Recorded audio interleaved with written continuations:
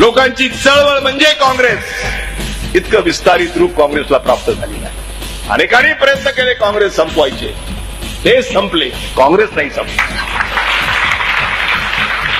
हा एवढा प्रचंड इतिहास या काँग्रेसला आहे, त्यागाचा, बलिदानाचा, देशाच्या स्वातंत्र्याच्या लढ्याचा इतिहास आहे. ही काँग्रेस काही अशी कुणाला संपू शकत नाहीये.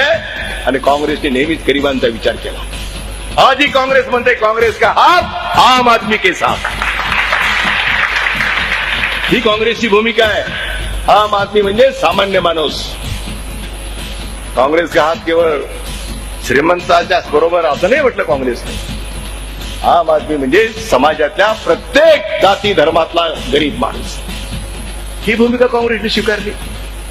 महिलांचा सन्मान वाढवण्याचं काम काँग्रेसने केलं. कालपर्यंत 33% रिझर्वेशन होतं, आता 50% झालं.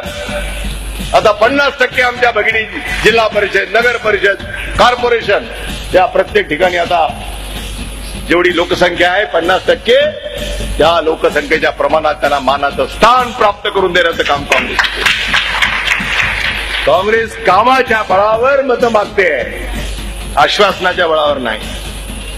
बाकीची लोक आश्वासनाच्या बळावर मतं मागू इच्छित आहेत. काँग्रेस विचारावर आणि केलेल्या कामावर आम्ही मतं मागतोय. तुम्हाला उजळ माथ्याने तुमच्या समोर येऊन मतं मागण्याचा नैतिक अधिकार आमच्याकडे आहे, काँग्रेसकडे आहे. ज्यांचा काही विकासाची संबंध नाही आहे अशी माणसं जेव्हा नशीब आजमायला मैदानामध्ये येतात, त्यांना मात्र आपण सांगितलं पाहिजे की हे क्षेत्र तुमचं नाही आहे. हे त्याला सांगितलं पाहिजे. कोण कोणीतरी उभा राहतो, काहीतरी करत राहतो, मताचं विभाजन कसं होईल, कोणाला कोणाचा कसा फायदा होईल.